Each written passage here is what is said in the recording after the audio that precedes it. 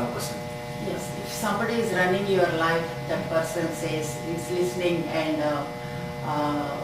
he's not running his own life, but he's running somebody else's lives, and he's listening to their opinion and running the life. Do you think that is one thing?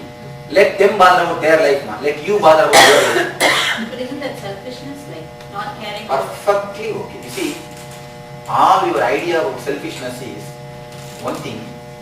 If you are not selfish in that time, what will you do? You will go and torture others' life. That's all. There's a very clear difference. Understand very clearly. If you are changing your own life, it is perfectly okay. The selfishness and unselfishness, no problem. If you are changing others' life, even the idea of service is wrong. You tell, no, I love them, that is the reason I try to go and mold their life. Nothing doing. No, there is no need for that type of love. There is no need for that type of compassion. There is no need for that type of kindness. First, mold your life and you relax. If it is selfishness also, don't bother about it. But for a child, you have to, as a parent, when do you stop? You see, for the child, give them the intelligence. Give them the various opportunities. Where they put their hand, just help them. That's all. You understand? Don't, like most parents feel, if I don't guide my child, they'll go take some history class or something. And in their life, they won't, One thing, what is the success is judged by what you are, what you make, how comfortable you are. No, I'm just clarifying this for everyone. If you work for the comfortable, you may have the bed but not the sleep. Thousands of cases. We have bed but not sleep. We have house but not homely. What you want, you should choose. You see, even having the house and not having the sleep, not having the home is perfectly okay. But if you choose it, having the bed but not having the sleep is perfectly okay, nothing wrong. But you want that, have it. If you enjoy that, have it. But select consciously, clearly, that's all. See, this I don't say select this or select that. You see, I am not telling you select money or select the satisfaction. You can select any one thing. But when you choose, be very clear, I have chosen the money, so I am not going to bother about the satisfaction or anything else. Let me go behind the money and see this life, what money can give me, what comforts can give me. That's all. Finished. Go with that clarity. You will see at one point both follows you.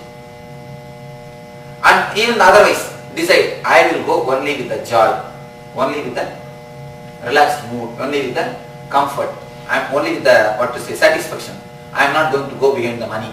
Let me see what happens. Go behind it. At some one point, both will follow you. Both will never contradict each other. We have a mental attitude that it may contradict each other. Why it contradicts? Because we don't have clarity. You see, in one day, 10 hours we want this, 10 hours we want that. We jump from here to there. And after 3 hours, we just jump from there to here. We start with, I should have selected the comforts, not the satisfaction. Somehow I did not have the brain to choose that. What can I do? After you feel enough of guilt. After feeling guilt, then next day morning, no, I have done the right thing. I have selected money. It is perfectly okay. Nothing doing. You see, people who have gone behind satisfaction, they don't even have enough to live. So the mind mind lives in dilemma.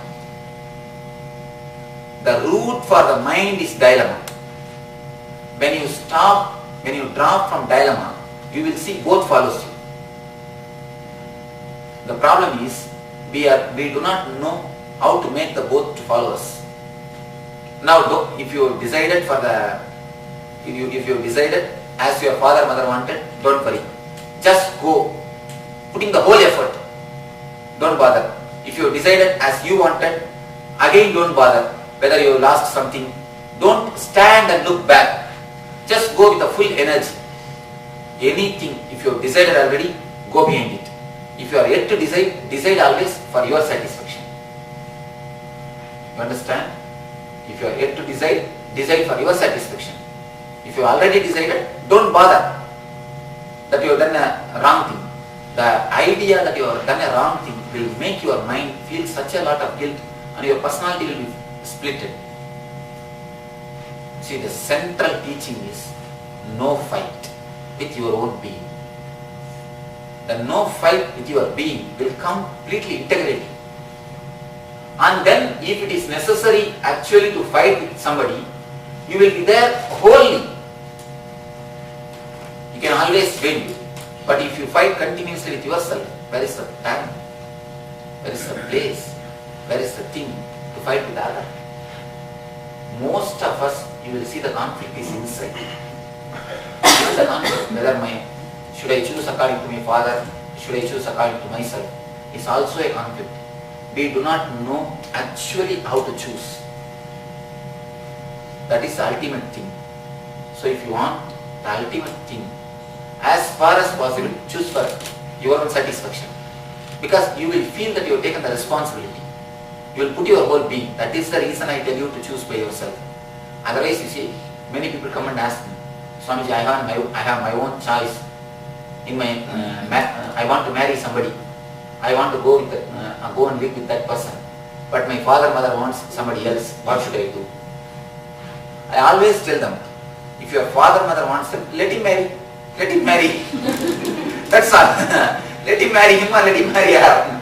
Why should it be forced on you? All the marriage, 100%, at one time or other, you feel little bit of frustration. You feel little bit of disturbance. But if you choose, at least for some time, you will have the satisfaction that I have decided. Let me take the responsibility. We will not go and stand and complain towards our father, mother.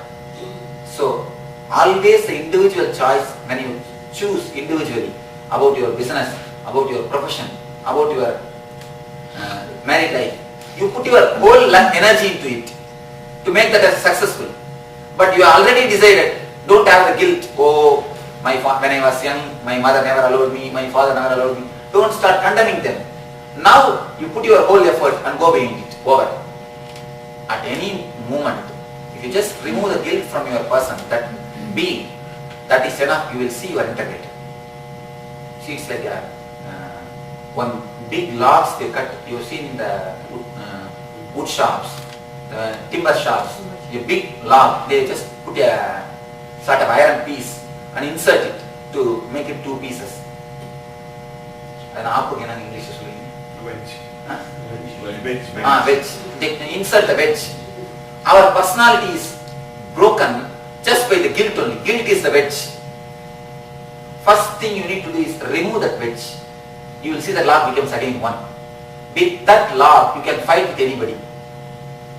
But your own personality is with wedge. How can you fight with that wedge? No. For whatever position you may be, whatever state you may be, first remove that wedge. And you will see that your personality becomes one. Tight. The integrated, centered. When you are centered, a tremendous energy flow starts from you. A tremendous strength arises in you. That is what we call spiritual strength. We have 3 layers of energy. One which we use only from morning till evening. Morning 8 o'clock you get up, and night immediately after dinner you feel like enough, let me go to bed. The energy which you use for our day-to-day routine, the minimum. And there is a next layer of energy which you use, which you bring it out only at the time of emergency. Only at the time of emergency. I can tell you a small story that will explain this to you. I was staying in Almora. Almora means you understand. Himalayas. Mayavati. Any of you have been there? It's a beautiful place. You should see Mayavati without seeing. See, if you have not seen Himalayas, you are really missing one dimension of your life. We should not, as a human beings, we must see Himalayas. And especially Indians, you must see Himalayas. We should not miss the Himalayas. The Mayavati, I was staying in Almora, I was staying in one small ashram. Ashram means not like this built building, thatched roofs. Thatched roofs and tin doors, tin sheet doors. I was staying in a small ashram. There used to be 4 or 5 huts there. The specialty of the ashram is nights tigers used to come there. Tigers will come there and for hunting. One day night, one tiger entered. There was another Swami in the one hut. There are 4 or 5 huts, 4 or 5 Swamis were staying and doing our meditation and tapasya. And one Swami shouted in the midnight, "Hey, tiger has come, all of you, close your doors." And the doors are not very strong. If a tiger puts one leg, that's enough. The door, not only door, even the wall will give way. Like that hut. So the Swami told, all of you keep a big stones to support the door, so that even if the tiger attacks, the door will not be opened. So the announcement was over. Everybody has put one stone behind the door to support the door. And tiger went away. Next day morning also. The daytime they run away. They don't come in the daytimes. Only in the night times they come. Daytime they ran away. Around morning 12 o'clock, all of us came out and we just went around and asking everybody safe or what. From one room, the Swami has not come out. We were all terribly shocked whether the tiger has entered in or eaten him or we don't know. And we were wondering whether to open the door or what, because the tiger may be inside. We do not know what to do. Then somehow slowly we went near the door and shouted, "Swami, Swami, are you in?" He replied from inside, "Yes, I am in, please come in and help me." We just broke the window and entered inside. We saw a big stone which is supported for the door. Then all the 5 of us, with a lot of struggle, we just moved our stone this way and opened the door. We asked him, "Swamiji, how did you manage to move this stone near the door yesterday night?" He told us, "What are you talking? Did I move? I simply lifted and put." When he heard that tiger is coming, the fear, it is this much stone. See, this much height stone, the stone which they use to grind the wheat. See, wheat and oil they will put and grind to make the rotis. Have you seen that stone? Such big stone is simply lifted and kept in the fear that the tiger is coming. Next day morning, the fear is not there. The emergency is not there. Need is not there. He is not even able to move that stone. We 5 of us have to go and move the stone. It happened. What it means, we have an energy reserve only to be used at the time of emergency, not in the time of ordinariness. This is second layer energy.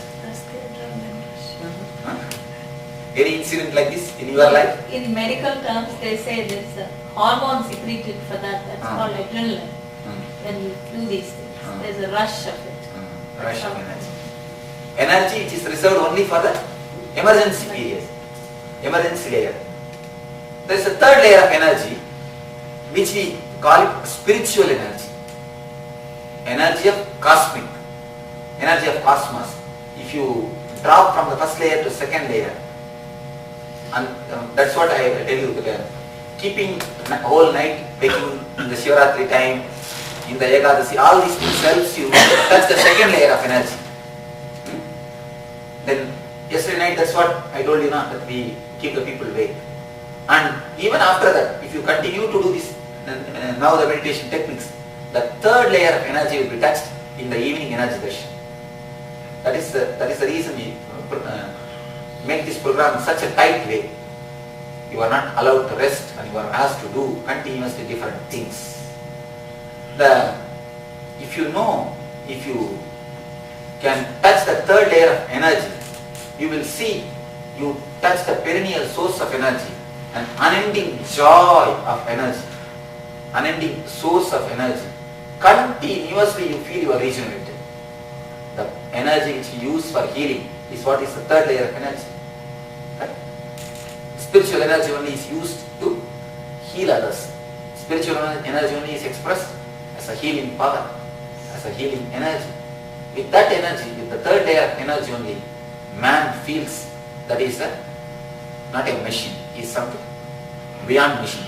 See, now as such, our life is nothing more than biomechanism. What else? What you have juicy things in your life? No. Just a biomechanism. Just the same routine with a little bit of place and time alteration, that's all. Nothing else. Only when you touch the third layer of energy, you see that something more is existing in you. Something more can happen to you. Something beautiful can be had in your life. You can have something more beautiful than the regular life in your life. Here's a beautiful technique Buddha gives to touch the third layer of energy, to bring out your complete potentiality. See, if you bring your potentiality completely out, you understand your uniqueness. And when you understand your uniqueness, naturally you don't compare yourself with others. Only others compare themselves with you. So, winning yourself, you see, if you compare the others' success, you will fall in jealousy. If you compare your own success, and if you just win yourself by yourself, step by step, you will see this chakra opens. If you compare with others' success, this gets locked. If you compare with your own successes, it will be opened. Running with others, Vishuddhi will be locked. Running with yourself, Vishuddhi will be opened.